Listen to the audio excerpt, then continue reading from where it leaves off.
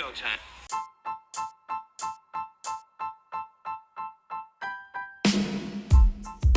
The boys are back. That's right, Florida Man Sports is here with another exciting episode. So just sit back, relax, and enjoy the ride. This is Florida Man Sports. Ladies and gentlemen, welcome back to Florida Man Sports. Let's go. Now, it's week, Chris, we got 3 weeks of football, regular season football left and on to the great NFL playoffs. On this week's show, we promise you, we've been talking about it. We haven't had time. Really, it's just because of you skiing, and you taking these luxury vacations, and the fact that this football has been so intense. We haven't really been giving you guys the NBA news you guys have been requesting. So we're going to jump on some NBA. But be honest with you, if you've been watching the NBA like I've been watching the NBA, you haven't missed much. But we'll still catch you up on everything that's kind of going down, especially with our Orlando Magic and Miami Heat. But we're going to start it up, of course. We got started up this week coming up here with our Florida teams. The Jacksonville Jaguars, Chris, they are taking on the Jersey Jets. The Toilet Bowl starting off right away with this. Who you got? Well, first, let's give a shout-out to the Jacksonville Jaguars for winning last week. Great game for them to win with Jones taking over at quarterback. Ultimately, it was an ugly game. The only problem I was going to say to that, Johnny, is that now the Jets and the Jaguars are 3-10, and so look, let's be real. These teams are not playing for draft picks, and now here go the Jaguars winning games. And so what's going to happen here is the Jaguars are going to win again. They're going to win 4 games, and they're going to be a little lower in the NFL draft coming up. But I guess the silver lining is what? The coach gets to keep his job. Daniel Jones gets Mac Jones gets another opportunity. What's the silver lining for the Jaguars? The Jaguars are because they're winning this week. They're obviously going to run it the rest of the season with Peterson, no matter what happens there. But the Jaguars are trash. But yes, they are going to win this game because the Jets quit. The Jets have officially quit this season. They don't have any heart left. They want the season to be over with. They had such high expectations. Everyone but me, because I told you. The Jets are always the Jets. Not to put salt on the wound here, but to your point as well, both teams, like I said, are 3-10. We expect. This could have been. This is like there's 3 weeks left, like Johnny said. So this could have been the 2 teams 10-3 going at it, game of the week starting off, and instead they're both 3-10. So terrible season for both of them. That's how it goes. Miami is going to Houston. Chris, who you got in this game? The Dolphins, they're back in their winning ways, Johnny. If you look back to us since he came back, 15 touchdowns to 1 interception. The Texans, they needed that bye week as much as Johnny needs this podcast to continue week after week. That's the way I feel about the Texans. They needed that bye week there. Look, ultimately, the Dolphins are 6-7. The Texans are 8-5, but yet I feel like they're both equally matched. I feel like you take away those 2 injuries, and they have the same record at this point. That being said, the home team gets the W. The home team gets the one-up, if you will. That's the Houston Texans, Johnny. So I'm taking Houston to win at home and beat the Dolphins. And unfortunately, I think at this point, the Dolphins are now out of the playoffs. The Dolphins can't afford to lose this game. They are high. I called earlier when they're going to go on their winning streak. I'll let you guys know they are going to lose against the Packers, and they did. Yep. I'm telling you right now, going to Houston, they're going to win this game in Houston. It's going to be a high-scoring game. Expect a big game from Waddle. Waddle is from Houston, always wants to play big at home. Miami's winning this game. Wow, that's a big one. Tampa Bay, the Bucs, with their losing record in the NFC South. Everybody has a losing record. They are facing the Los Angeles Chargers. Stop. Okay. 11. Okay. Florida Man Sports, you're on all major platforms. We are Florida Man Sports. Want to show some love to our Florida teams. And the Tampa Bay Buccaneers are 7-6 with a winning record, leading the NFC South once again. Oh, my God. Give credit when credit is due. With a one game over okay, yes. Give credit when credit is due. Are you sure they're 7-6? And I'm 100% sure they're 7-6. Yes. I want you to repeat it. And so you now, say it with such pride. And here's why I'm saying it with such pride, because now they're taking on the Chargers, and the Chargers are at home. At home, yeah. And ultimately, I'm getting all that pleasantry out the way of Tampa finally being back on top, because it's not going to last very long. Okay. Unfortunately, the Bucs are going to lose this one because the Chargers are at home. But not just because they're at home. It's the same thing that happened a few weeks back, Johnny.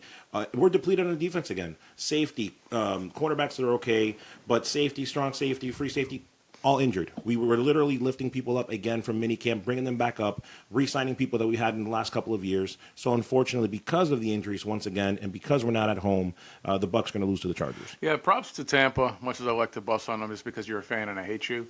But props to them. They've really been scrapping together this season. Just a lot of just injuries. They've been kind of just piecing themselves together week by week and finding a way to win certain games that many people didn't expect them to win. But this is not a game they're going to win. The Chargers are a better team. You saw in a losing effort against Kansas City, they're just defensively they're good. When Herbert wants to throw the ball, he has not so many weapons, but Palmer's still there, still doing his thing, and still able to get the ball downfield. They can run the ball when they want to. Still, just defensively, they're a monster. Number 1 defense in the league. Chargers will win this game. Yeah, and for whatever this is worth, look at the end of the day. Don't forget, folks, that the Falcons, they've won both games against the Bucs. So if the Falcons win, not to get ahead, but if the Falcons win and the Bucs lose, we'll get there, sir. Then they're tied again, and the Falcons have the division lead. So go ahead. Just want to point that out.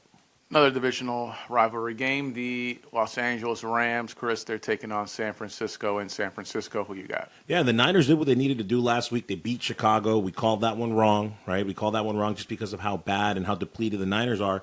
And now the Niners won't go away. Kind of reminds me of the Seahawks earlier in the season. So now this game becomes interesting, right? The Niners are at home. They're 4-3 at home. And quite frankly, the Rams proved everybody wrong except for you, because I think you called them to beat the Bills. Correct. So kudos to you on that one. Look, at the end of the day, based on the game that I saw, I'm still not convinced that you beating the Bears, I'm talking to the Niners here, you beating the Bears is not enough for me. So I'm going to take the Rams to beat you on the road, and the Niners are going to lose and be out of the playoffs after this one. Yeah, the Rams are the better team right now. Their offense is on fire. San Francisco's running on fumes. They're just going to give you your last push. They'll win a game here and there. Just is not going to be one of them. I see them maybe winning one more game the rest of the season. Just not this week coming up. Rams win. So even though we called it wrong, you're not convinced as well that the Niners are the better team. They right? beat the Bears, Yeah. Chris. Just want to make sure. The Bears. The Bears are this. It's not a shock. I'm more shocked that we picked the Bears. I'm angry with ourselves for picking the Bears. For the pick, I agree. All right, Chris. The Kansas City Chiefs, who just. You already know what I'm going to say. Let's move on from. They're facing the Cleveland Browns. Who you got here, Chris? Yeah, this is your first boom, boom, boom, a lock-in game of the week for me. It's a no-brainer. The Chiefs are going to win this game. I want to give the Browns a lot of kudos, too, though, and here's why. There's a difference between losing ugly and losing good, right? In other words, Jameis Winston and the Browns offense is doing everything right. They are getting the fans excited. They are playing good, close games, and they're losing at the right time. So they're losing well, if that makes sense, and the Chiefs are going to win this game. They're playing in Cleveland, and if you watch the Chiefs games, dude, the Chiefs, they just win at the end. Obviously, they get so many calls.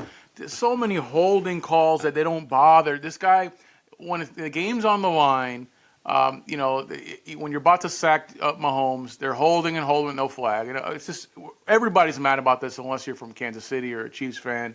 But it is what it is. That being said, no. Winston has been delivered from pick sixes. Okay, but he threw pick sixes. After the dude threw for 700. The dude for 700 yards. Don't do this. 700 yards, Chris. Yes, 200 yards were for the other team. I locked it in. But no, I locked it in. No, oh my God. No. This is the upset, guys. Upset, guys. Kansas City already clinched the division. So, all right, the NFL is going to go ahead and take a step back. I'm like, all right, we did our job. We allowed them to clinch. They're in the playoffs. They're going to be a top seed in the playoffs, not the number one or number two at worst.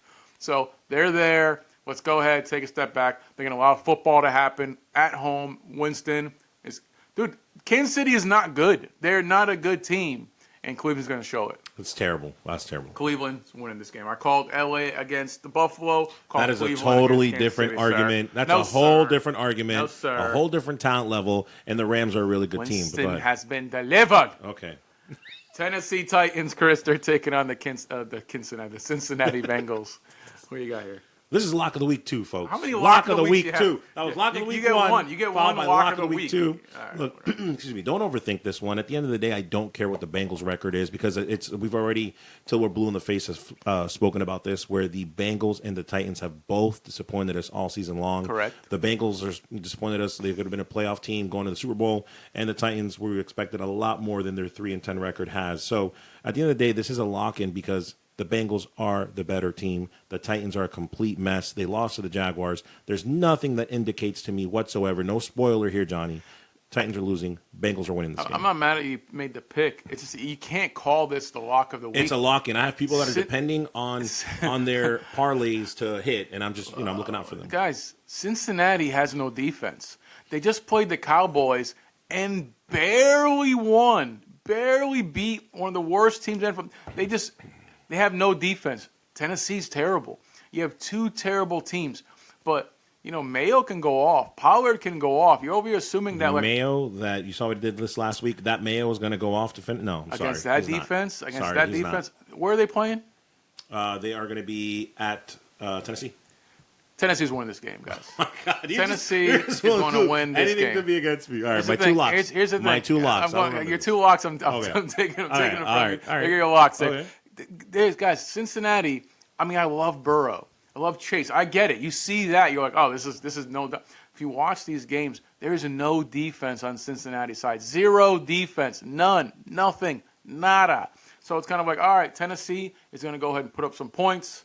The biggest dilemma you have fantasy-wise, if you got some players, are you putting in Pollard? What are you going to do? Are you going to put in Hubbard, Pollard? That's my dilemma. I'll deal with that this upcoming week here.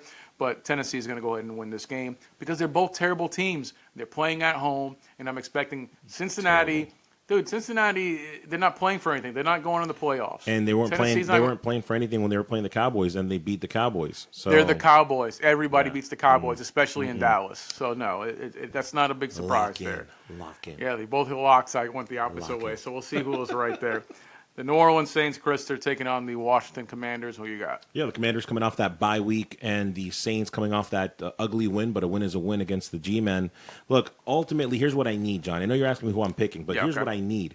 I need the Saints to beat the Commanders because when the games fall like they're going to fall, I need Washington to lose so that the Bucs have a chance of getting into the wild card. Yeah, but you can't make your picks on what you want. I'm just telling you what I want, okay?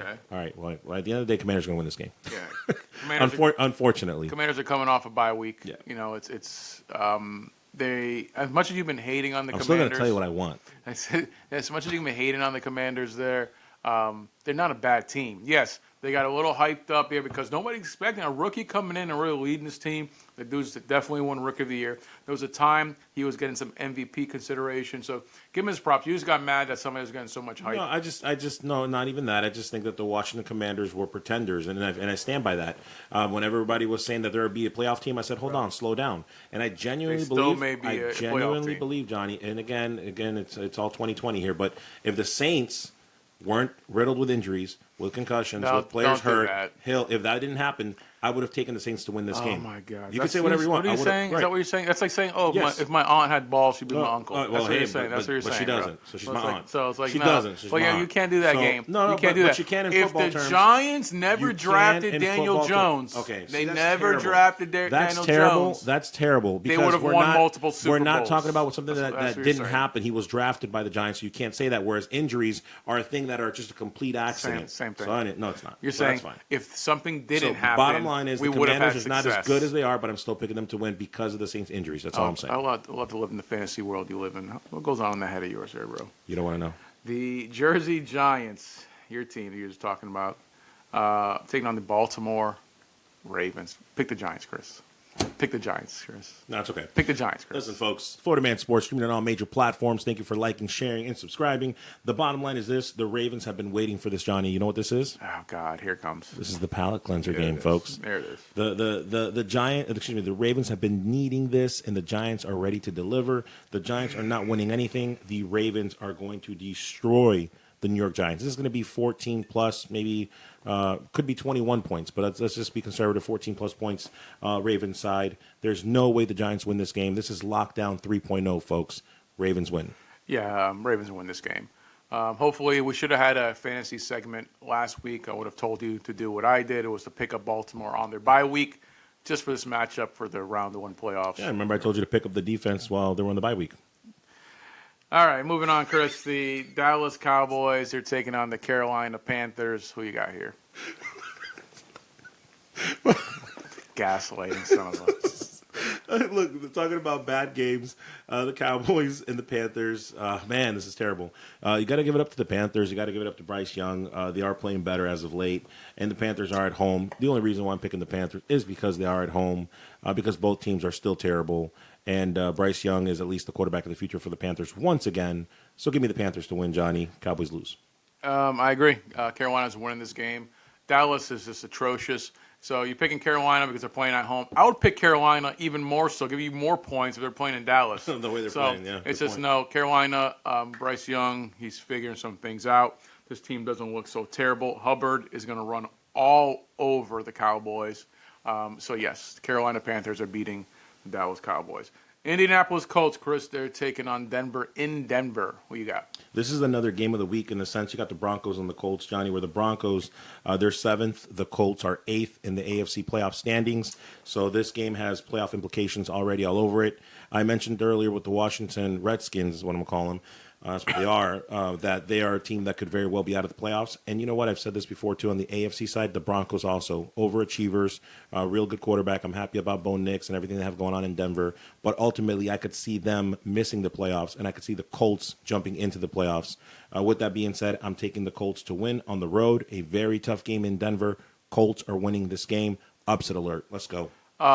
This is not a game of the week. This is just a game. This is it's playoff implications. Are you kidding me? The game coming up. Say that to the people in Denver. Denver. There's only one Say game that to the people in Indianapolis. Yes, okay? there's 15 people in each of those cities there. But there's only one game of the week this week. It's the next game coming up. Here, they're playing in Denver. Richardson, some people, for whatever reason, it's like Richardson, pick him up off the waiver.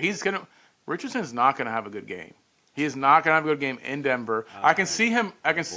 Correction, with his legs, he may actually go ahead and do something. Yeah. He ain't throwing anything. Not against this defense isn't that great for Denver, but in Denver, no. Denver's going to go ahead and put some points up.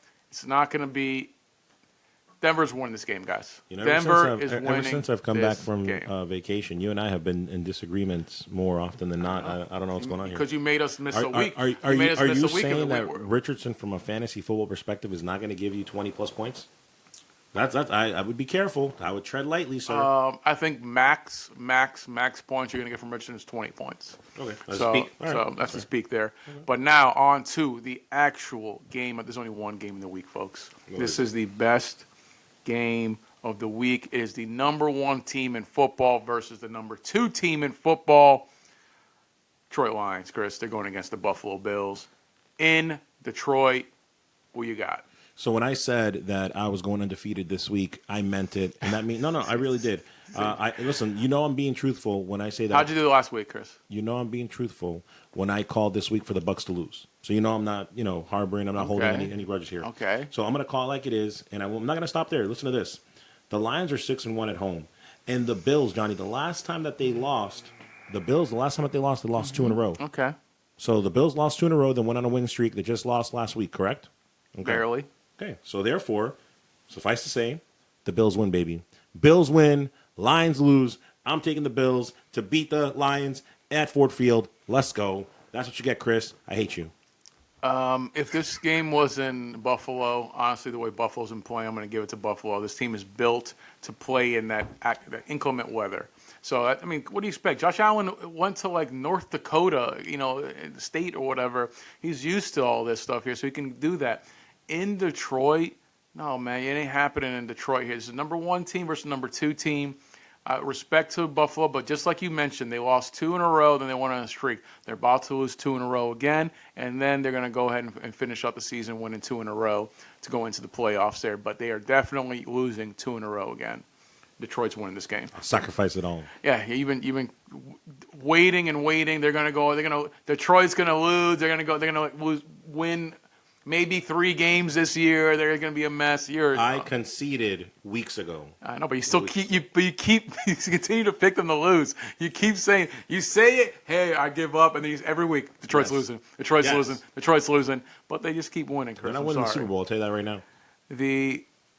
Listen, I called Detroit to win this, but that Campbell is going to cost this team a Super Bowl. Oh, absolutely. Man. Campbell, man, is just like what? That's another. We'll talk over that later. I got you. Pittsburgh Steelers, Chris. They're going ahead. Great game. They're going against the Philadelphia Eagles, Battle of Pennsylvania. Who you got? Look, at the end of the day, when you look at the analytics, Johnny, you got 5 of the last 7 wins for the Steelers are sub 500 teams.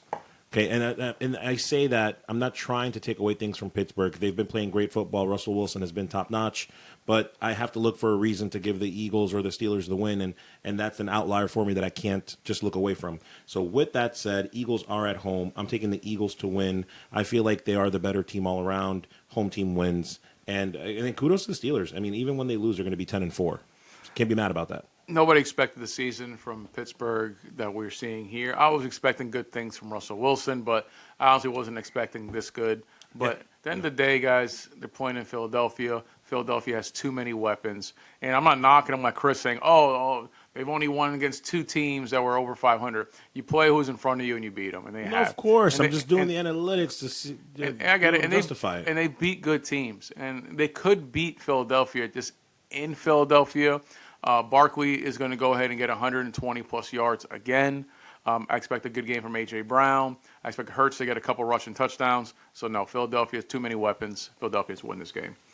The New England Patriots, Chris, they're taking on the Arizona Cardinals. Who you got? Can I just one last comment because you brought up the bringing up the Eagles there. Did you see the fans, the Philadelphia fans, just a couple days ago? They're all talking about getting rid of the quarterback. Did you see that? Yeah, they're all like all the fans that were recorded saying, "Oh, we got to bench Hurts. Hurts is not the end." Like, man, the Philadelphia fans. Philadelphia fans are the worst. They're hard, man. They're hard. Philadelphia fans are terrible. After this last game, they win the game, but they still want to get rid of Hurts, man. I don't know. Yeah, because I'll take them. I'll take them, man. And we got Mayfield, but anyway, Patriots and Cardinals. Cardinals are at home. Cardinals are licking their wounds from last week's game. The Seahawks did a number on them. Very surprised about them losing there, Johnny. Ultimately, the Patriots have finally showed me what they really are. What I said they were. Finally, unlike the Browns, they're not winning pretty. They're not losing pretty. They're losing ugly. Ultimately, they haven't scored more than 25 points in 6 weeks. That's a big outlier for me there. So give me the Cardinals to get back into the winning ways. They get back to 500. They're going to win at home. So you're finally conceding then because we had talked about this, and I told you they're not winning more than 3 games this year. You said they're winning 6. I said they're winning 5. Okay, so there's only 3 games left. You're conceding. So they may have to win 2 in a row. Oh, that's what's going to happen then? Okay. But they're going to lose to the Just Cardinals. say you're wrong. They're going to lose to the Cardinals. I was wrong, okay? Of course it was in the Cardinals because New England is just not a good team. You better lose. Dude, why? Why win any more games? Is he your quarterback of the any future? more games there? He's our quarterback of the future because he's a number 3 overall pick. You do not get rid of that. Does he deserve it? He hasn't done anything to wow me. He hasn't done anything to go ahead and be like, oh, this guy's really good. He's been mid. He's been a guy that came in here. What has he done, bro? What has he done? What has he done that's going to be like, the problem with you, Chris, is that you'll see the guy do one decent pass and be like, oh, there it is. I'm like, give me some consistency. Win a couple games on your back. One pass, on your back. Like that's what I do. Yeah, you are. You're like, oh, there he is. You send me a text saying, look at that pass. He's because I watch every play of every He's better football. than Brady. I watch all these things you text me. Gaslighting. It's like, Gaslighting. Okay. All these things you do, man. Okay. Anyway, Chris. The New England's losing this game. Arizona's winning this game. We all know this. Seattle, they're taking on Green Bay. Chris, who you got? It's the overachieving Seahawks versus they should have beat the Lions Packers. Oh, my God. So it's true. And don't overthink this one, folks. The Packers are the better team. They have enough to win on the road. The Seahawks, we used to talk about. They beat them twice, Chris. They beat them twice. We used to talk about how Lumen Field was the place for the Seahawks hard play. What happened to that? Well, they're 3-4 at home. So give me the Packers to win. Sunday Night Football. Packers get back to winning. It'll be 10-4 after this one. I looked at this and I almost picked Seattle because of that. Like, oh, they're playing in Seattle. I'm like, they don't. It doesn't have that anymore. It's just not this year. Yeah. It doesn't. I don't care what they say. The whatever the 12th man, whatever the heck they do over there. It's just the Packers are a really good team. Seattle's not. Seattle's is going to get there. I don't know what happened to Geno Smith. Geno Smith had a breakout year last year, and then it's like, all right, maybe he was expecting him to do it again. I'm like, no, they're okay. The coach, McDonald, is okay. There's nobody on that team that's really going to excel. We'll see. They better have a great draft for Seattle to make some moves next year. But the Packers win this game. Kudos to them because, again, to your point, they're 3-4 at home, and you're 8-5 in the season. That's not something that's normal, I think, for Seahawks. So that's pretty good. The Seahawks, I disagree. Seahawks are always there. Seahawks aren't running away with division. Even when they won the division that one year, they had a less than 500 record. I remember years ago with Pete Carroll before Russell Wilson. But, like, it just, no. Seattle always has that kind of, like, hangs around. They did okay, but, no, they're not winning this game against the Packers. The Chicago Bears, Chris, divisional game here. They're taking on the Minnesota Vikings. Who you got? Who do I got? This is my other lock-in of the week, folks. 75 locks, okay? Guys. This is my other lock-in, folks, because ultimately, at the end of the day, the Vikings are back where they need to be. They're getting hot at the right time. The game against Atlanta was no joke. It was a true representation of what this team has been for the majority of the season. I know they kind of slumped the last handful of games. So, again, being the fact that they're at home is the icing on the cake, Johnny. Vikings are winning this game. Don't overthink this one. Bears will be 4-10. This is the only lock that makes any sense. Yes, Minnesota's winning this game. Chicago's terrible, and Minnesota is, they use Atlanta, they smack them around, and now they're kind of getting back into form right when they need to be. So well done. On to the Bears, and what's going to be? What are the Bears for Minnesota, Chris? What are the Bears from Minnesota? What are the Bears for Minnesota? What are the Bears from Minnesota? What are the Bears from Minnesota, Chris? I don't know. What are the Bears? They're a palate cleanser. You're useless. Palate You're cleanser? useless to me. You're useless to me. cleanser? You are useless to me. Those are my lines. I was pointing Don't at use you. my lines. I'm not using it. What is the Bears to Minnesota, Chris? Well, see this right here? Over. The lock-in of the week? The lock-in of the week? Freaking locked him. Yeah, this freaking guy. Thank you for ruining the show, Chris. The Las Vegas Raiders, they're taking on the Atlanta Falcons. Chris, who you got? Such a great week of football, and then we wrap it up with the Falcons and the Raiders, right? And look, folks, thankfully the Raiders continued that losing streak last week that I said I needed them to do that, and now here's the part where I need the Raiders to win. Lorenzo, I need you to make a call, do whatever you need to do. I need the Raiders to break this losing streak is what I need. Because they are at home, Johnny, I want to say that they're going to win. I can't see Kirk Cousins not scoring a touchdown this game. He has not scored a touchdown in the last 4 games that they've lost. So give me the Falcons, unfortunately, to win this game because I feel like I'm going to end up seeing Kirk Cousins score some touchdowns on the road. Chris is so mad that the Falcons are playing the Raiders. He needs them to lose. And I'm like, oh, of course you're playing the Raiders. You ain't going to lose against the Raiders. Yeah. They're not going to lose against the Raiders. Even with Cousins, who is just disappeared the last few games. I mean, do you think there's a possibility, Chris, if Cousins loses this game, they're switching to Penix? So what, that would put them at 6-8 on the season. So I would say no. I would say no. It puts them at 6-8. They're still in the hope. They're still in the playoff hunt.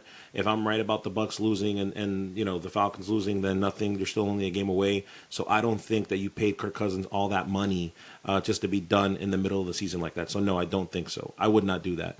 Maybe next year, maybe that's a conversation to have if you miss out on the playoffs. But right now, you signed Cousins, you paid him all that money, you're going to keep him for the rest of the year. What do you think? Well, you also went ahead and took a prime first-round draft pick spot and drafted a quarterback after picking up a quarterback. No, I think that if Penix was any good, they would put him in. But they know more than we do. They see him. It's the same situation we got with the Cowboys and what Lance. It's like how are you putting a rush on this guy? You gave up draft picks to get him.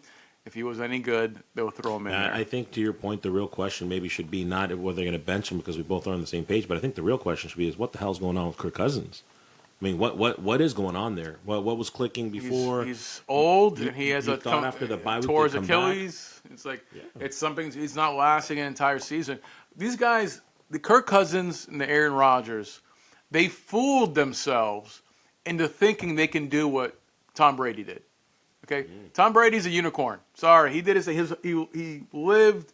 He gave up his wife and family for football. He gave up food. For all of our listeners, this is 942nd time that Johnny brings up Tom Brady. Continue. He gave up everything for football. Obviously, he sacrificed a lot. I mean, he lived, breathed 365. His diet, everything was football. So he was allowed to be 65 years old and still play football. Aaron Rodgers didn't do it. Kirk Cousins isn't that old, but he's older. Kirk Cousins right now is at the age where most quarterbacks that we grew up with have retired. They're like, all right, so last year or so. So why are we expecting Kirk Cousins all of a sudden to go ahead and just be the same Kirk Cousins he was at 28? Well, he did have it to not to play devil's advocate here, but he did have a good start to the season. He did win those 2-3 back-to-back overtime games and all that, and I guess his luck ran out maybe. So It's a long season, bro. Long season. Ultimately, I'm going to be undefeated this week, folks, and I hope to be wrong, and I hope the Raiders beat the Falcons and keep the Bucs on top. Okay. But I'll be happy to be wrong there. Let's move on. Florida Man Sports streaming on all major platforms, Johnny, and the playoffs are here in fantasy football. What that means is, first thing is let's give some kudos over here to the two guys in Florida Man Sports that made the playoffs. To all of those who are not in the playoffs, better luck next year. Salute to you guys. And we don't play in 75 leagues. We play in a league.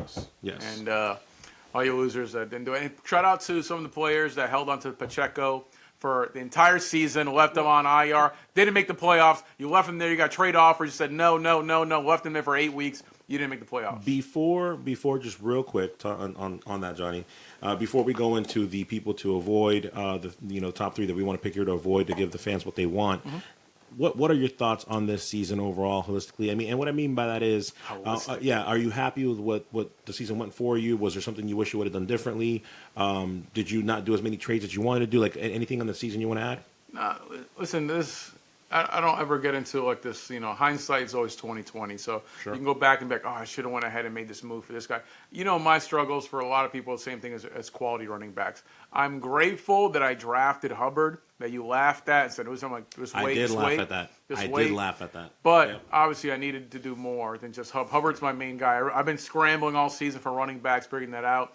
No trades, dude. Trades were always, I'm sure you guys are dealing with the same issues I've had to where just trying to make a trade's like pulling teeth. Chris has mastered trades. That dude makes, honestly, at least 3 or 4 trades every season. Well, I think this was the most I think I've ever seen. Yeah, you definitely. But I'm not knocking you. You find a way to do it. But my God, I can't make trades. You make trades, and then people somebody wants to dominate the trade, Chris. They want it can be fair. No. I have to win it completely, dominate. I'm like, why don't we just figure out what you need, what I need, we'll go from there. But nope, that doesn't work that way. You had a lot of missed opportunities, I'll give you that. It drives me crazy. Well, what I'll say for me is, and something that I made a rookie mistake. I don't make mistakes like this, and I made a what I consider at this point to be a rookie mistake. When you consider the amount of years that I've played fantasy football, the people that I drafted / to your point, traded for, I didn't take into consideration the last few weeks that are left, because we should always look at that. We should always look at the playoffs.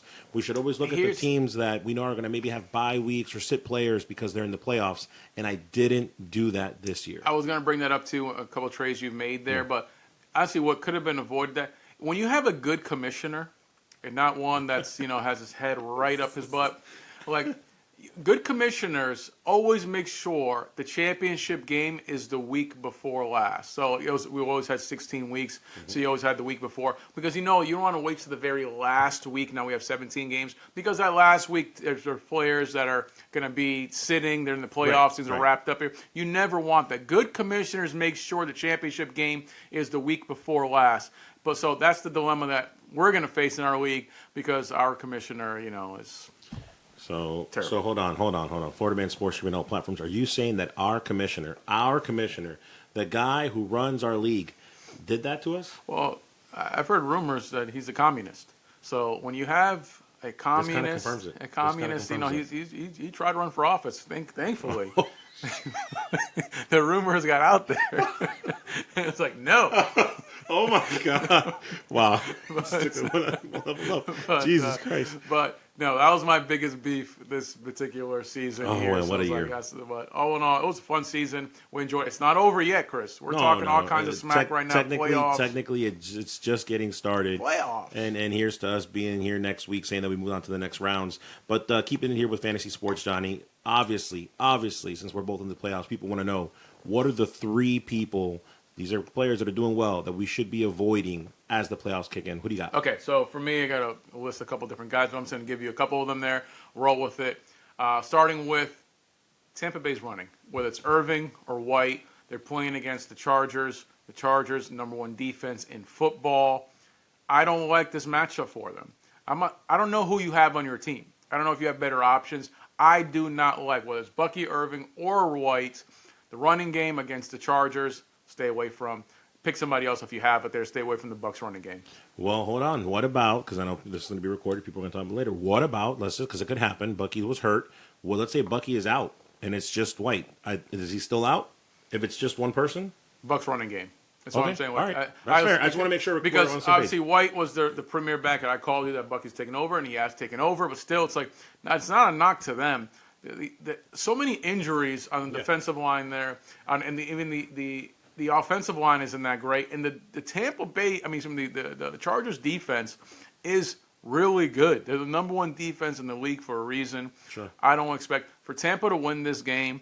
They're going to have to ball out. Baker Mayfield is going to have to ball out. So if you have Baker, this is not what we're talking about here. Baker is going to be feast or famine. Baker is going to ball out or he's going to have a terrible game, one or the other. But that's my first one there. Stay away from Tampa's. Second one, Chris, you want to go? Or you want me to No, go ahead. What do you got? Jonathan Taylor. Jonathan Taylor, guys, said one game over 20 points all season. All season. He's going against Denver. Denver has a mid-run defense in Denver there. I don't think Jonathan Taylor's going to do much. If you're in the playoffs and you're hoping for a guy, the guy has got 20 points one time all season. Jonathan Taylor has been one of the biggest disappointments of the entire fantasy football season there. Stay away from Jonathan Taylor. Since you're on running backs, is there a third person running back? No. All right, well, I'm going to give you two more. Man, this is not good for running backs then, because we don't talk about these names before we do the show. For me, it's Najee Harris, man. Najee Harris, the next couple of weeks, he's Najee. At Philadelphia and then at Baltimore over the next two games. They're talking about a guy who gave you 7 points, 11 points. He did have a 20-point game in between. But nevertheless, again, at Philly and at Baltimore, I definitely would stay away from there. And then also Isaac Guerendo. Look, folks, I know the 49ers running back just gave 20-something points. And so I know people are quick to jump on him, and they're going to probably want to start him next week. But they're taking on the Rams, and then they're at Miami. After that, we're on the same page, they go to Detroit, and they finish with Arizona. I don't like that schedule for him. He's already got an injured ankle. So, again, for me... Well, just for this week coming up right now. This week, it's a bad matchup? Yeah, but this week, and I just don't like the schedule at all. And same for Najee Harris. This week, and furthermore, Najee Harris and Guerendo, those are 4 running backs here at Florida Man Sports. We're telling you that you may want to reconsider or not play at all this week. Yeah, Najee I've hated since day one, so I never saw. Years. So it's perfectly fine. So Najee had a better season than I thought he would have, but he still was mid at best. My last guy here is George Pickens, guys. Pittsburgh. He's Najee, George Pickens. He's coming off a hamstring injury. George Pickens is the main guy for Russell Wilson. I get that, but he didn't play last week. The hamstring. It's not a 1 week thing, guys. It's something that always lingers. Asked Mike Evans about it. Mike Evans tried to come back too soon, and he was out for several weeks because of it. So, cold weather, hamstring injury, they don't mix well. It's not going to work against the Philadelphia team they're playing. So, no. George Pickens, I don't even know if he's going to finish. If he even finishes the game, he's not going to have the explosiveness. He's not going to be that deep ball threat that he has been all season with Russell Wilson. So, George Pickens, stay away from. You know who my last person to stay away from is? It's a mixture of Kyle Pitts and Jake Ferguson. Okay, look. And I'm starting to feel real bad. I'm going into the playoffs. I got Kyle Pitts, I got Jake Ferguson, and I got freaking White. You got me good. I'm going down, man. I don't know. You know how I feel about Pitts. But I'm saying to stay away from those two tight ends just for the simple reason that it's clear after watching this game that Ferguson is not back to being the tight end one that he's supposed to be. I don't see that happening next week. And then, of course, Kyle Pitts. Man, we didn't expect 2 goose eggs in a row. We don't know what's going to happen with the Titans and the Falcons and the Raiders game. You expect the Falcons to bounce back, but who knows? So I'm going to say to stay away from those guys, even though they're on my team. Listen, I understand that. You know how I feel about Pitts. Pitts is, I've always called, his fool's gold. But all in all, guys, this is going into the playoffs. Hopefully you are in it, you're enjoying it. Yes. If not, you're a loser, and we're laughing at you. But moving on, guys, we haven't talked about it. We're excited to talk about it. Finally, we're getting into NBA the meat of is back. NBA. Let's go. Now, guys, Orlando Magic they started off so damn well, Chris. I was excited to watch the Magic, doing everything there, watching them. They still have a great season in play. They're 17-9, third overall in the East. But we had the injuries to our best player, Banchero. And then recently, right now, we have Wagner is out indefinitely. Scary situation. You always think back to Orlando Magic fans as a Grant Hill situation. What's happening here? do the Orlando Magic need to make some moves, Chris? And even if they don't make any moves, how do you see them playing out this particular year? Yeah, absolutely. Florida Man Sports streaming on all platforms. Thank you for sticking with us here for the NBA segment. The very short and simple answer is no, Johnny. They don't need to make any changes. They don't. Look, ultimately, what they need to have is what they're doing right now. It's the next man up mentality. Look, ever since Banchero got hurt, to your point, the Magic stepped up. They stayed competitive. They've won games consistently. And as far as the injury to Wagner, Johnny, he got the same injury that Banchero has. And now Banchero has already said that he's listed to come back around Christmas time. So we just basically have to hang on this month. That's the expected arrival for Banchero. So yeah, but how long? He's been out for a while, bro. But he has. But again, it's a blessing, right? Think about it. It sucks that Wagner got hurt. But the fact that we only have to wait 4 weeks for Banchero, that's a win. So to answer your question, we don't need to make changes. We just need to have that next man up mentality because in about 4 weeks, Banchero comes back. So you get what I'm saying, right? So if Wagner carried Orlando, Banchero was going to do the same. And I believe that. As far as stepping up, just real quick, look at Cole Anthony. He was become the last 2 seasons, right? He was averaging 14, 15 points per game. And then this year, he's averaging like 5 points per game. Why? Because the team is much better. But what does he do? He drops 14 points when nobody else is there. So people are stepping up. The coaching is there. I don't want them to make a move that they're going to regret, a long-term move. Keep the team that you have. You're winning games. You're going to continue to win games over the next 4 weeks. Well, it benefits Orlando Magic that they play in the East. The East is so weak, so it benefits them. I'm not knocking Orlando That's because such of an it. old argument, dude. Come on. I'm not. It's not an old argument. The reason why you don't need to make moves is because of the fact that the East is weak. At the end of the day, Orlando's not a team anyway that's going to go ahead and empty their pocketbooks. They're not going to go and do these things. They spent a lot of money on Wagner, and Banchero's coming back. You're over here. He's been out for months, and now he's coming back in December. He's not come back 100%. You know it's going to take time to get into game shape. He's already doing that right now. He's already practicing right now. It doesn't work that way. No, you when you get into practicing all you want, whatever, it's still not going to be the same. It's going to take him some time. Still, Orlando, even with the mess that happened, they're number 3 in the East, guys. But at 17-9, the East is a bit of a mess. So, I mean, I had some high hopes watching them. I was expecting Banchero to go ahead and be if not first, unlikely, but second or third team NBA, all NBA team. I mean, really move things up here. The injury really hurt him. But Orlando needs that 2-headed monster in Wagner and Banchero to actually be a real threat in the East. Let's make it clear. Orlando, do I expect them to make the playoffs? Yes, we'll get into that a little bit later. But to be a real contender, they need both of them at full strength. If they don't have Banchero and Wagner at full strength, it's just a waste of a season because nothing's going to happen with Orlando without those two. I'll agree with you there, but it still stands to reason that they don't need to make a trade. They don't need to shake up anything. They don't need to give up their depth that they have. And that was the question you had originally. So, again, Banchero comes back in a few weeks. We have enough time before the playoffs start, to your point, too, for Wagner to come back. Same amount of time happens, and he can still come back in the regular season. So I'm not going to – You're saying that now because they're the number 3 seed. Yeah. Just if they end up losing – 7 in a row, or they end up falling down to 7 or 8 or 9. No, then you're going to be singing a different tune, saying they need to make some moves. So look, you're telling me that they go down. They're in the play-in scenario there. I've watched this season. I've watched every Magic game this year, every Magic game, and I'm going to tell you something. When Banchero got hurt, we lost a few games. It happened. It's natural. It's normal. And then we went on that run that we went into. So it wouldn't surprise me that something similar happens now that Wagner's hurt, that we drop a couple games. But we just won the last game without him, thankfully. And again, it goes back to those people stepping up, Cole Anthony stepping up, Goga stepping up with that double-double. So again, I think that we have enough to ride the wave. I really believe in our coaching. I really believe in our depth. And look, we didn't even have listen, man, ultimately, we didn't even have Jonathan Isaac. He was hurt, and we still won. So I'm very confident in this Magic team. And I will give you this. We do need both of them if we want to make a strong playoff push. And if you look at the schedule, we have enough time for them to come back for that strong playoff push. So no need to push the emergency button just yet, Orlando Magic. We're going to be just fine. We're not going to be just fine. There's no need to put the emergency button because you're still in 3rd place, and it's still relatively early in the season.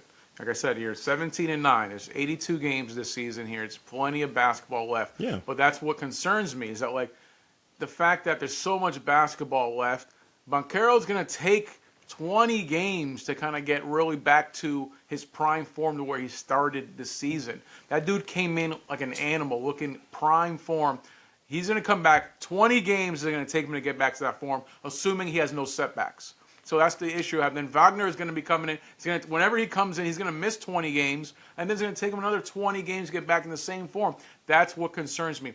But what makes me kind of like relax is because of the fact my tenor voice. Because the East is so weak. Because the East is weak. Yeah, of course they have the best team in the basketball, I feel. But come on, from 8 to 10, every single team is under 500. Not 1 or 2 games, 4 or 5 games and more under 500. So the East is weak. It's not an old argument. That's just what it is. Those are facts. That's the present, what's actually happening now in the East. So because of that, there's no need to hit the panic button. But when you come towards that trade deadline and you see that somehow you fall into 7, 8, 9, 10, then you got to make a move. But right now, 3 seed, we're good. No need to make a move.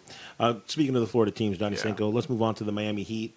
And, tell me about the Miami Heat, because they're having some success. A lot of people didn't expect them to be in the playoff hunt right now.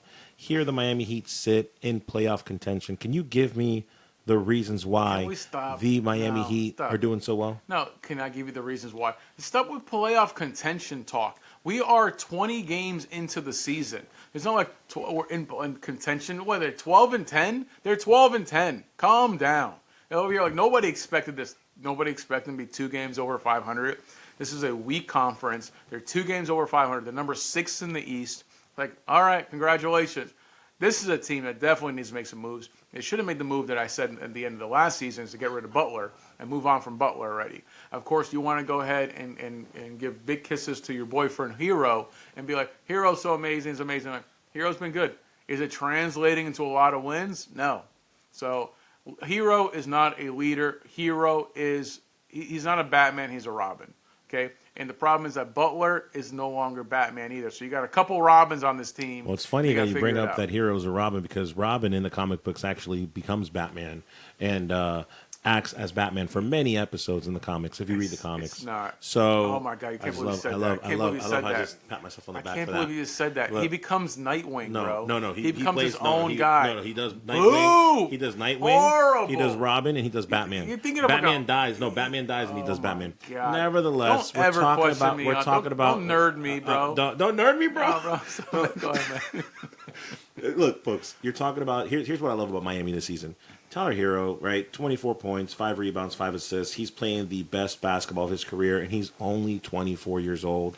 So this is the last time that I'm going to go back. This is the last time I'm going to go back and say this, where say kudos to Miami for listening to me, listening to Florida Man Sports when I told you guys don't make the trade. Kudos. Did it work out for you last year? No. Don't trade. Keep them, and you'll be better off. And you know what's how they're not better off, though? You know what's happening this season? What's happening this season? Jimmy Butler, Jimmy Buckets, is playing the most complete basketball of his career. Most complete basketball. 55% field goal percentage. Yeah. 19 points per game, 55%. 55%. Right. Again, selective, right?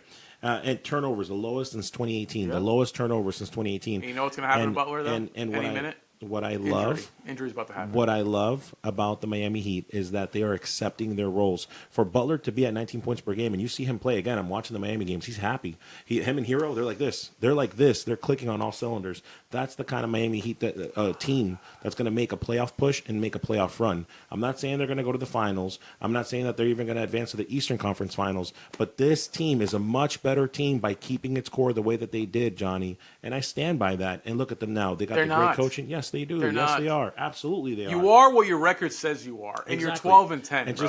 You're 12 and 10. Look how much better they are. They're 12 and 10. They've won Cleveland? You want to talk about Cleveland? Cleveland Cavaliers are a good team. They're really It's funny that you say that. The Miami Heat have won 3 in a row, 5 of the last 7. And, oh, by the way, the last win was against Cleveland, 122 to 113. You undefeated. So, you undefeated in the NBA. So I'm just pointing that out, that this is the team because that can they beat compete. Cleveland one time? The argument is that this is the team that can compete. Now, if you're asking me between Orlando and Miami, Johnny, who needs to make a trade? Yeah, I could see Miami making a couple of trades. Of course I can see that, because they are a 500-ish team. But make no mistake, they're a much better team now than they ever would have been making those other trades. That's all I'm saying. This is what I know. When you hyped up that they should not trade Hero, they're going to be Hero ended up being injured just about all the second half of the NBA season. Did not really help at all. Did not contribute. And now this season, they're all playing. I'm not done talking, sir. Did not contribute whatsoever in the playoffs because he couldn't, because he was hurt. So they weren't better for keeping him. So you can say whatever you want with Lillard. When I was going to Milwaukee, you're not going to tell me that with Lillard they would have been worse because Hero wasn't there. Hero was not available. The youth and everything you talked about, how, oh my God, he's young. He was injured. He wasn't playing. Lillard was playing. Hero wasn't. And now we're over here like, Hero's playing. He's playing great. He's balling. Look how good they are. They're 12-10. You're 12-10. You're 6 there. You're on paper look like a better team than Orlando, and Orlando's wiping the floor with you. So I don't want to hear about how much better here. If you're good, it's going to translate in wins. It's not about your stats, everything else. I understand Hero's 24 points per game. He's shooting 47%. I get it. Hey, congratulations. It's not translating to wins. As basketball kicks off and as we get heated up here at Florida Man Sports, we're going to go a little bit more in depth and all that. But all I want to know from you right now, Johnny, because we're still going to rip the Band-Aid from last season where you and I left off in basketball, and that is this. Yeah. Will you finally admit that I am right in the sense that it's good that they did not trade for Lillard? I just answered that no. It's not. You can say whatever you want. It's not translating to victories. They did nothing last year with Hero because he was injured. If they had traded Hero and got rid of it, okay, great. He would have been on the bench. As of this recording, the Miami Heat have a better record than the Milwaukee Bucks do as of this recording. And Lillard's with the Bucks. You also have mic drop. It's a completely different team. It's a completely different team. Eric Spoelstra is the best coach in the NBA. You got Doc Rivers. You got Giannis, who's run that team, who's pulling strings. Giannis is doing his best imitation of LeBron. So they deserve what they got over there. At the end of the day, speaking of that, we're going to get into all that here. Forget about that. LeBron's coming on there. Like, dude, does LeBron need load management? LeBron's, 40-something years old. I was watching a game. And this is what pisses me off about the NBA a little bit. I mean, I'm an old man. I'm set in my ways. But I watched the game between the Phoenix Suns and the Lakers. 7 straight possessions. 3 bricks, by the way. 3 brick. 7 straight bricks. Yeah. Everybody's shooting threes. Drives me crazy. LeBron jacking threes is a 3-point percentage. Not that it was ever very good, but it's really bad. They were considering, should they maybe consider do the load management thing with him, then get away with it, or do you let him ride out the season, Chris? So let me before I answer this question, let me just be very clear because the NBA, the reason why the ratings are where they are, Johnny, is because the NBA has gotten soft. Mm-hmm. The NBA has become a 3-point shooting fest. The NBA is not the defensive, every player plays every play type of game. Yeah. And that's why the NBA has gone down. With that being said, and I'm very clear about that, I feel adamantly about that. So the players that are in their 20s, in their early 30s even, they should be playing every game that they can possibly play because that's the NBA that I remember when I was a kid. Now, I say all that to say that in this particular case with LeBron, yes, they should do that because he's doing something that, listen, man, I'm 38 years old, okay?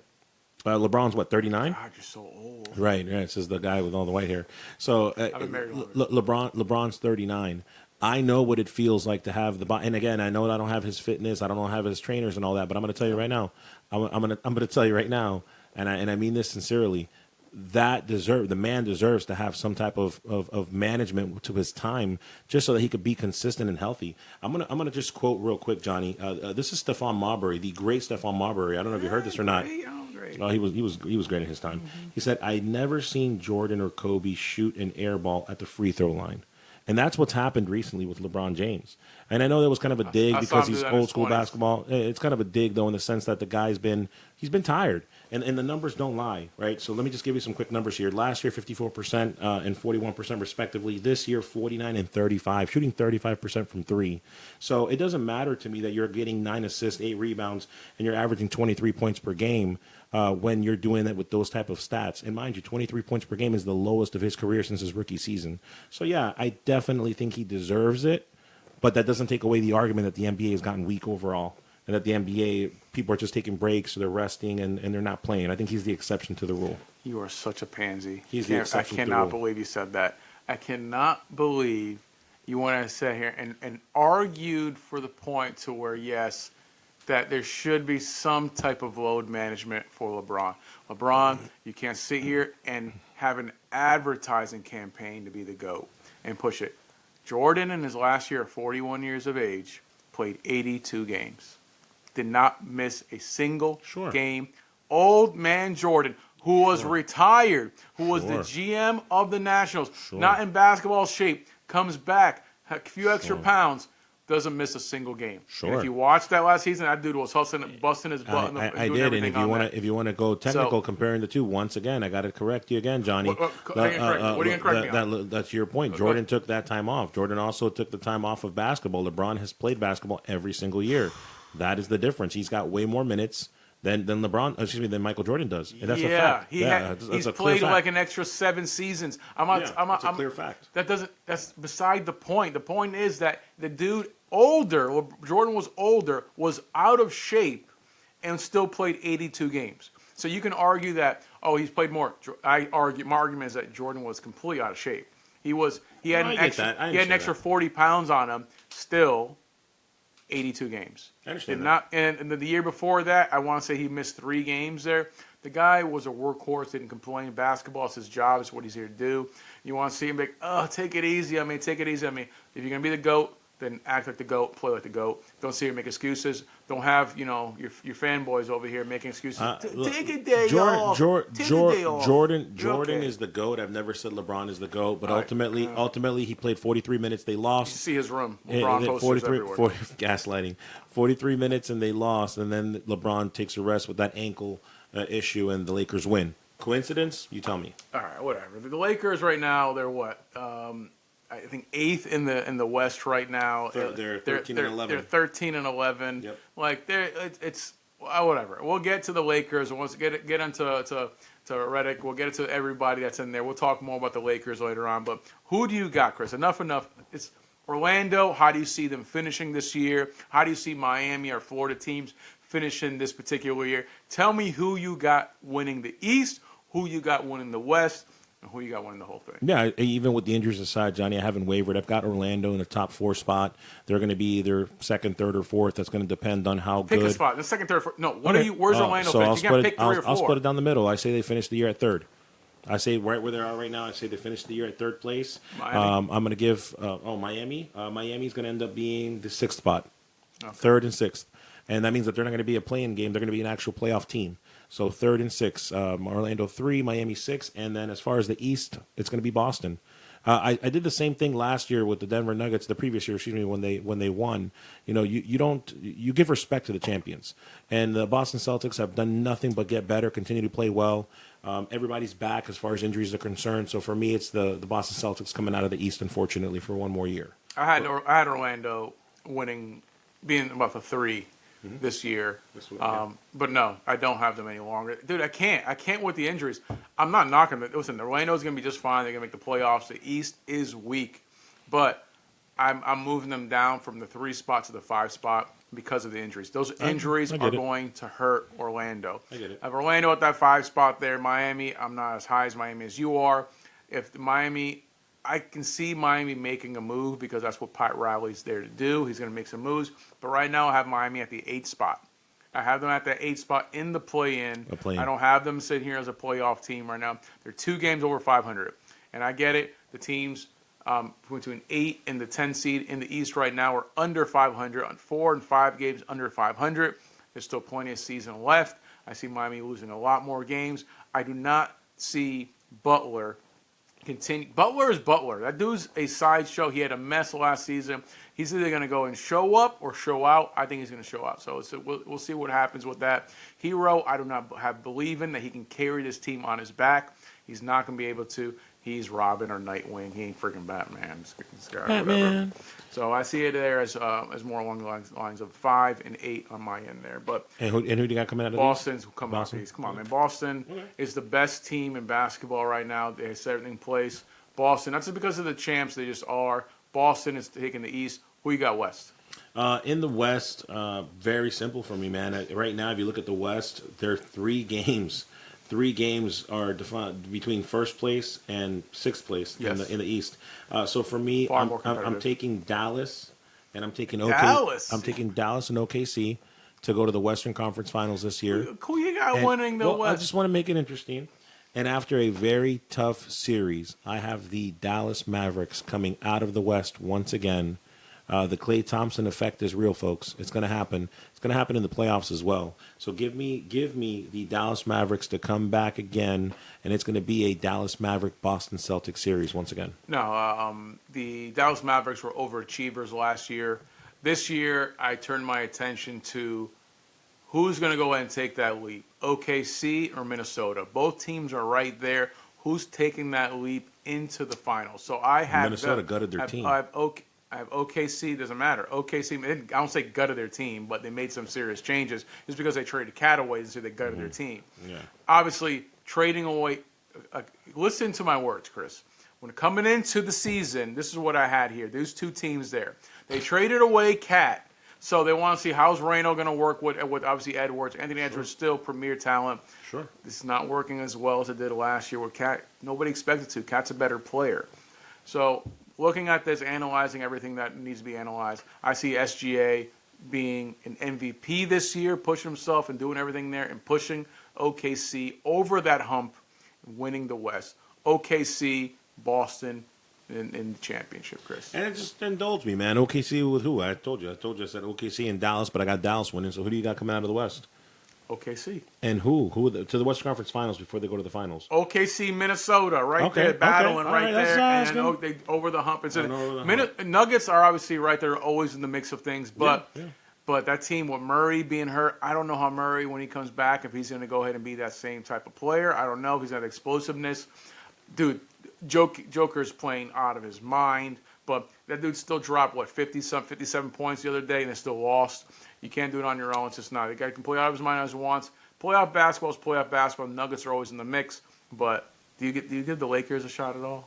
I definitely give the Lakers a shot to make. You give them a shot to make the playoffs. I'm talking about a shot at all to make it. Well, no. Remember what I said. Remember I said to make the playoffs. I'm giving them a shot to make the playoffs, not to play in, and that's a big deal. Think about this for 1 second. Last thing I'll say on the Lakers: they brought back 13 players. 13 players of the team last year they brought back. More old players. Gotcha. Right, exactly. They brought him back. So for them to make the play, that's a big deal. They're 13 but they're not winning right now. But they're not winning. But they're not winning anything. Yeah, they're the eighth. I see them as a play-in team. I don't see them as a playoff team. Yeah, we'll see. Let's just take it one last step further because we've called it Major League Baseball, right? At Florida Man Sports, if you listen, we've called all these sports.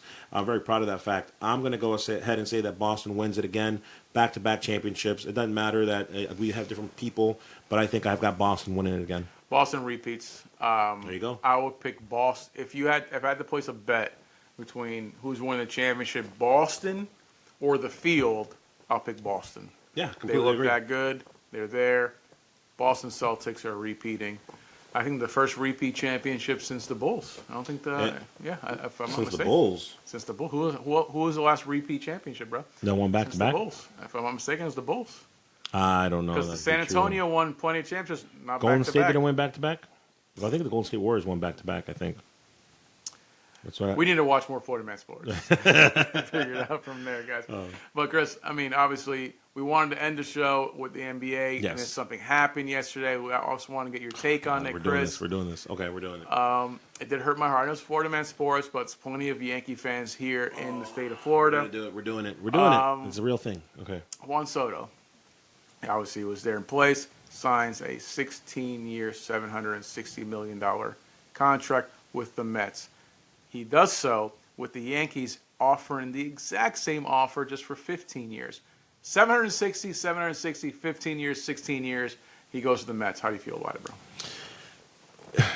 So I go back to they asked him the question after the World Series was over. I don't know if you caught that. They asked him. They were like, hey, are you going to give the Yankees a hometown discount? And he looked dead into the camera and he goes, there ain't no hometown discount. And I get it, right? From a professional standpoint, I understood it. But then to your point, the deal, you hear about the deal that happened, and you're just like, where did we go wrong? Like, what do you want, buddy? Like you wanted your cake and eat it too. We did that for you. And I'm just thinking about it from every perspective, from a marketing perspective. Like, what was the angle for him to make this decision and make it work? You're worth more money, in my opinion, in New York in the Pinstripes. You have a better opportunity of winning a World Series with the Yankees. What is the rational, the logical, the thing that makes to make it make sense? And for me, there isn't one. So I'm just disappointed. It's a terrible move, in my opinion. You chose high school theater over Broadway. That's what you did by choosing the Mets over the Yankees. What a damn fool. So, in the day, listen, Juan Soto, you had the best statistical season of your entire career. Why? Because you're playing Yankee Stadium, hitting in front of Judge. So Judge is right behind you. They can't do anything there. You had a short right porch for your lefties there. You're a damn fool for go ahead and you're going to make your money. It was the same money. It was more money per year with the Yankees. They gave it to you for 15 years. The same money for 16. Yes, Cohen went ahead and threw in some extra things there. Respect to Cohen, the owner of the Mets, who's really George Steinbrenner. Really, he doesn't care. They had it there. He went up that little extra there to go ahead and get him. And even with that, Mets, the reports I read, the Mets weren't really expecting Juan Soto to go and accept it. But I said it from the beginning that Juan Soto is going to go for whoever offering the most money. He already won a World Series. He already has everything he needed to have there. He already has money. He's going to go for the money. But I thought the same money. If the Yankees had offered you $600 million and the Mets offered you $760, I get it. There's no argument at that point, Johnny. So, but I guess where I was going with my rant was, what is the why? What's the why behind it? And when it comes to the NFL and basketball, let's be real, I destroy you. And I know that when it comes to baseball, you know just a little bit more than me. So you tell me why. Tell me why. Make it make sense why he made this decision. Honestly, genuine, I don't understand it. The only thing I can think of is that comes down to is that he doesn't want to deal with the pressure. It's nothing like playing for the New York Yankees there. Derek Jeter did a master class in how you're supposed to go and act with the pinstripes on. Not everybody can handle that pressure. And he handled it for one season and maybe thought, I don't want to deal with this again. I don't know. I'm not inside Juan Soto's head. And then goes to the Mets. Listen, the Mets, they joked about it, a Saturday Night Live joked about, hey, I'm going to do charity. I'm going to sign for the Mets before it happened there. Because, the Mets are the redhead stepchild to the Yankees. This is how it is. I don't care if you're a Mets fan. You know what it is. The Yankees have a storied, history. They're the most storied franchise in all sports in the U.S. here, definitely. So I don't want to hear it regardless. They're more popular than the Dallas Cowboys. It is what it is, the New York Yankees. So for him to choose the Mets, listen, I'll take the Mets over the Red Sox. He chose the Red Sox, then I'm going to call that guy that put a hit out on that guy, the CEO, and go ahead and maybe make a call, see if we can get him. But and this too is far. This is why we're never. This is why we're never going to have an opportunity. It was too far. Okay, but honestly, now that I have time to kind of sit on it, that was terrible, dude. It was a blessing in disguise, bro. $760 million. Ohtani got $700 million for 10 years. That dude is a Cy Young candidate and obviously an MVP, perennial MVP. Yeah. That I get. Soto, you're not a good fielder. You're not a good base runner. You're an amazing hitter.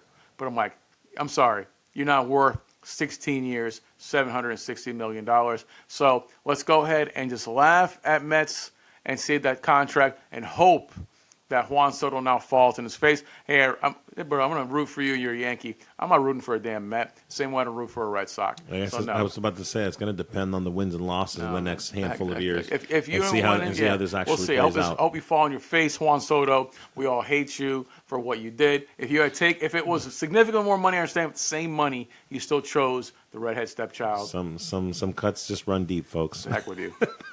Thank you so much for joining us here at Florida Man Sports. Again, want to remind you that we are always streaming on all major platforms.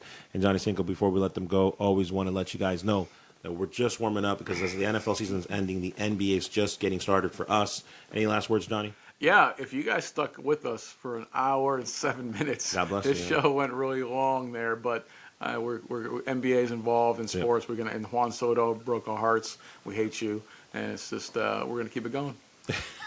Christian, he's Johnny. We're out, y'all. You can't believe he's